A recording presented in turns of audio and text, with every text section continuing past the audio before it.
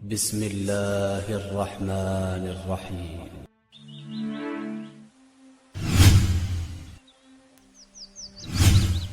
السلام علیکم ناظرین، آج اس ویڈیو میں ہم بات کرنے والے ہیں کہ آخر سیدنا حضرت حمزہ رضی اللہ عنہ کا نماز جنازہ 70 بار کیوں پڑھایا گیا؟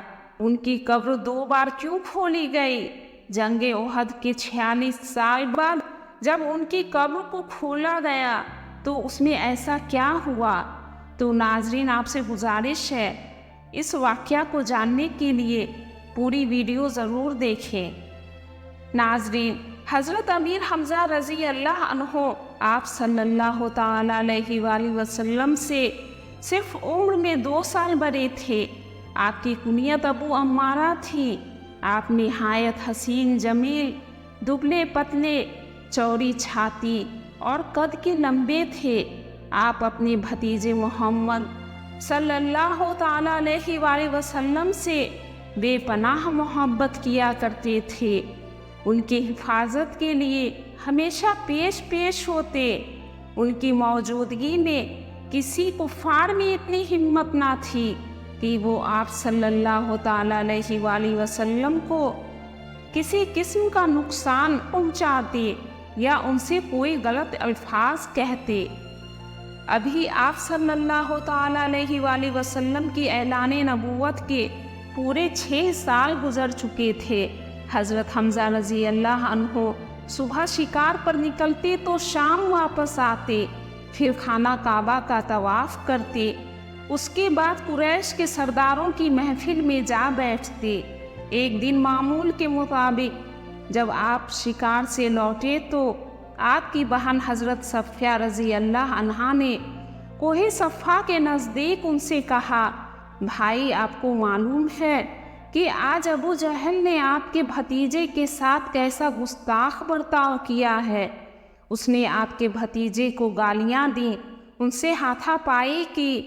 محمد چپ چاپ خاموشی کے ساتھ وہیں کھڑے اس کی ساری باتوں کو سنتے رہے۔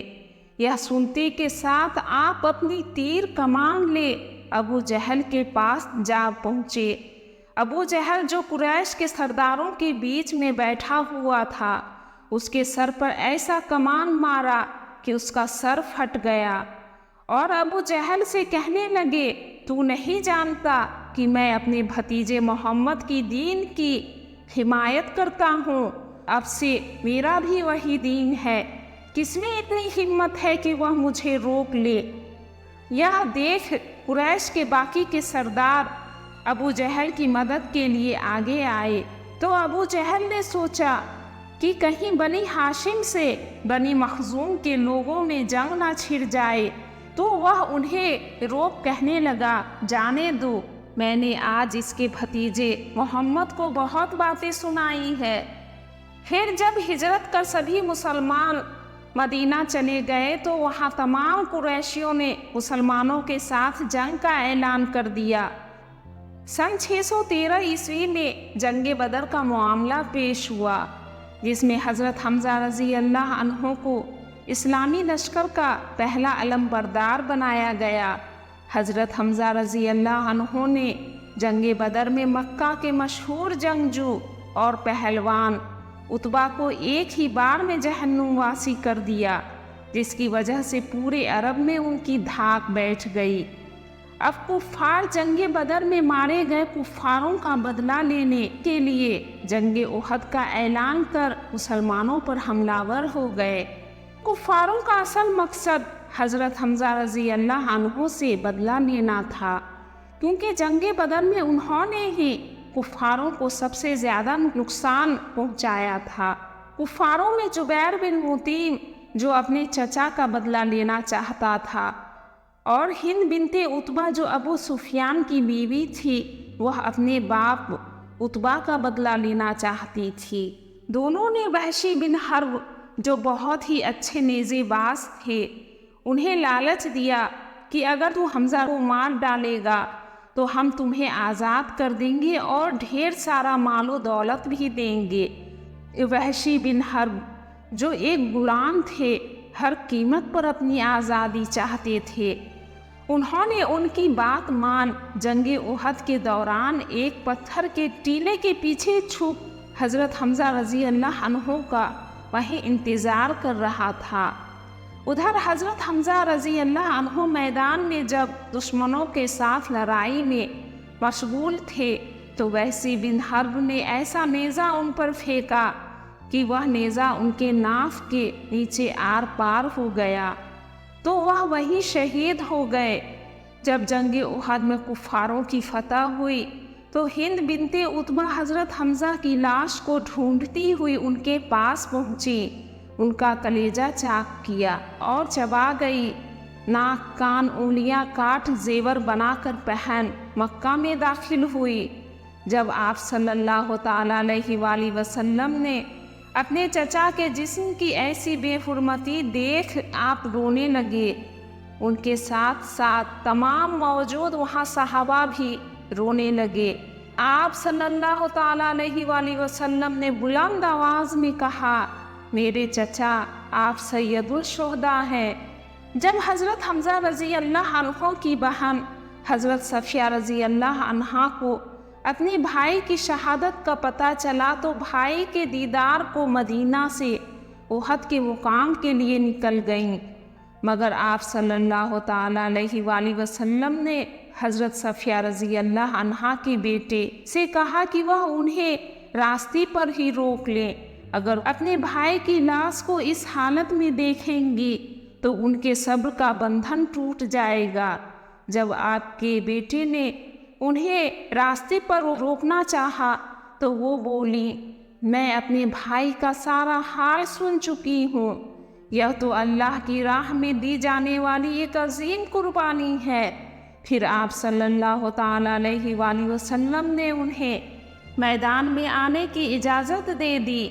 اپنے بھائی کی لاش دیکھ انہوں نے خود کو بہت صبر دیا اور اللہ رب العزت سے دعائیں کی، تو آپ صلی اللہ تعالیٰ علیہ وآلہ وسلم کے حکم پر مدینہ واپس لوٹ آئیں۔ حضرت حمزہ رضی اللہ عنہ کے جسم کے ٹکڑوں کو ایک جگہ جمع کیا گیا، پھر حضرت صفیہ رضی اللہ عنہا کی دی گئی چادر میں انہیں لپیٹ صفوں کے سامنے رکھ دیا گیا۔ آپ صلی اللہ تعالیٰ علیہ وآلہ وسلم نے سب سے پہلے اپنے چچا کے نماز جنازہ کو پڑھایا، پھر ہر شہید کو باری باری لایا جاتا، حضرت حمزہ رضی اللہ عنہ کے سامنے رکھ دیا جاتا اور ہر ایک کی نماز جنازہ آپ صلی اللہ تعالیٰ علیہ وآلہ وسلم کی ابتدا میں پڑھی جاتی۔ اسی طرح حضرت حمزہ رضی اللہ عنہ کا نماز جنازہ 70 دفعہ پڑھایا گیا۔ اس کے بعد حضرت حمزہ رضی اللہ عنہ کو ان کے بھانجے عبداللہ کے ساتھ ایک قبر میں دفن کیا گیا۔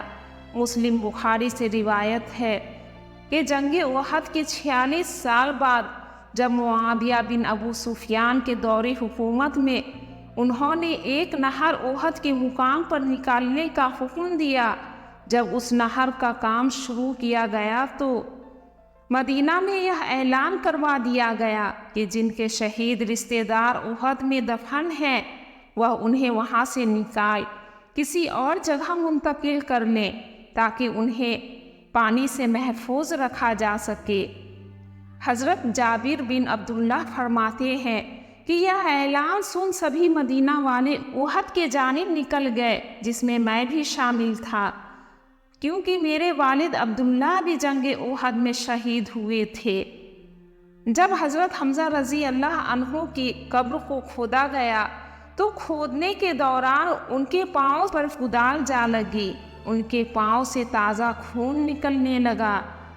حضرت جابر بن عبداللہ سے روایت ہے کہ میں اس بات کا گواہ ہوں کہ تمام شہداء کے جسم 46 سال گزر جانے کے بعد بھی ابھی بھی تر و تازہ تھے، اور حضرت حمزہ رضی اللہ عنہ کو دیکھ ایسا لگ رہا تھا جیسے کہ وہ گہری نیند میں سو رہے ہوں۔